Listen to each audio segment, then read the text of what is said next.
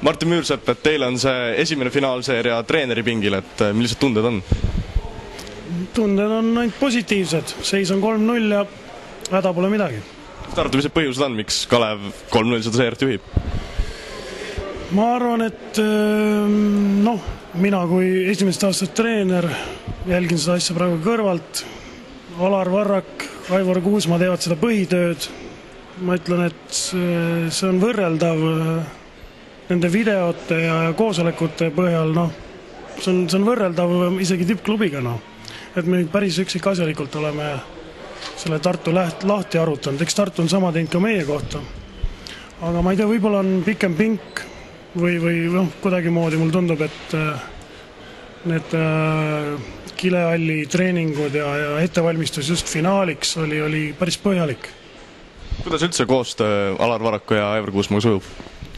Ei, suurepäraselt, et ei oleks arvanud, et nii lihtsalt selles mõttes, et kõikide arvamust võetakse kuulda ja arutatakse läbi.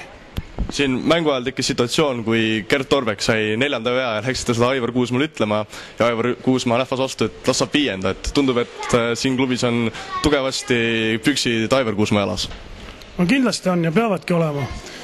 Aga 10 sekundi pärast sai aru ja võttis ikkagi väljada, et ei, kõik laabub kenasti praegu. Nüüd on eesmärk võtta laupäeval veel ära mäng.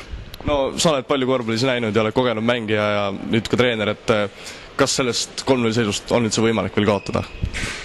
Ma ei ole kunagi olnud 3-0 kaotusseisus, aga kindlasti on võimalik. Aga ma loodan, et meil on mehed piisavalt tahtmist täis ja nad praegu ei lase lõdvaks, vaid et teavad, et kindlasti paljud Eesti mehed teavad, mis juhtus siin mõned aastad tagasi, kui Tartu pani 4-0 Kalevile ära ja seda veel sellise viimase mänguga, kus viimase 6 minutiga vist Kalev mängis maha 20 punkti, 20 punktilist eduseisust. Et selline keretäis oleks vaja nüüd Tartule anda. Suur aitäh! Aitäh!